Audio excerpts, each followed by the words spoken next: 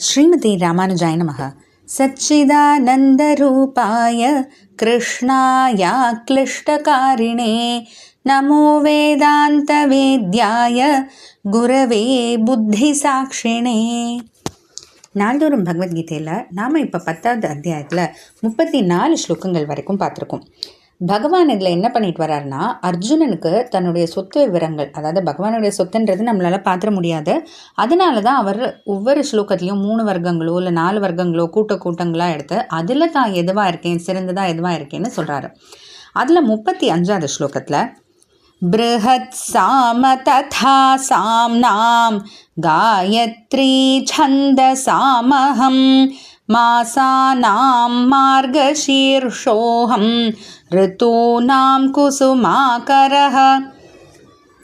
இதுலேயும் பகவான் 4 வர்க்கங்கள் எடுத்துக்கிறாரு. என்னென்னன்றதை பார்க்கலாம். முதல்ல சாம்னாம் ப்ருஹத் சாம அப்படின்னா, அதாவது சாம வேதங்கள்னு எடுக்கிறாரு. இதுக்கு முன்னாடி பகவான் சொன்னது வேதங்களில் நான் சாம வேதமாக இருக்கேன்னாரு. இப்போது சாம வேதங்கள்லேயே நான் ப்ருஹத் சாமமாக இருக்கேன் அப்படின்னு. சாம வேதம்ன்றது ஒன்றும் இல்லை. இப்போ ரிக்வேதம் இருக்கு இல்லையா, ரிக் யஜுர் சாம அதர்வணன் 4 வேதங்கள் இருக்குது. அதில் ரிக்வேதம்ன்றது முழுக்க மந்திரங்கள் இருக்கக்கூடியது. அந்த ரிக்வேதத்துக்கே ஸ்வரம் கூட்டி இசை வடிவத்தில் இருக்கிறது தான் சாமவேதம். அந்த சாமவேதங்களில் பார்த்தீங்கன்னா, அந்த இசை கூட்டினதுன்னு சொல்கிறோம் இல்லையா, அந்த ஒவ்வொரு இசை வடிவுக்கு ஒரு பேர் உண்டு.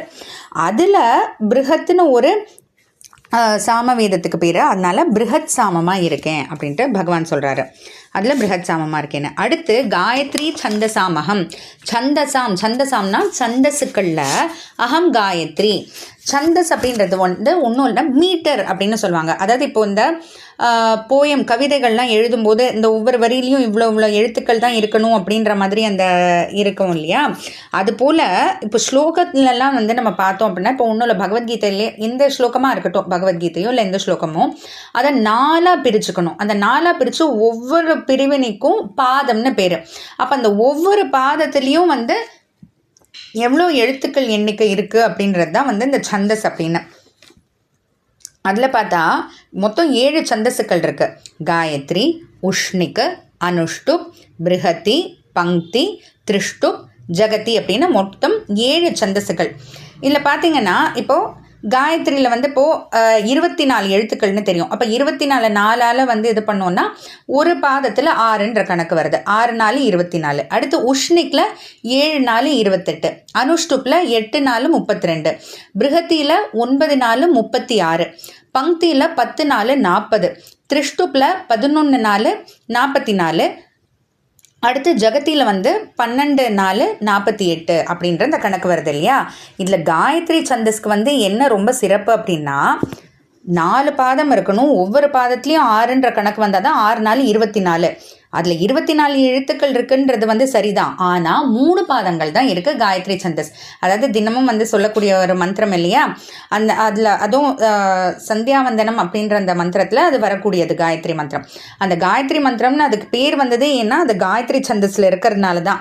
அதனோட சிறப்பே 4 பாதம் இல்லாமல் 3 பாதத்தில் நிற்கிறது அந்த காயத்ரி சந்தஸ்ன்றது. அதனால 8 3 24 அப்படின்ற கணக்கு வருது.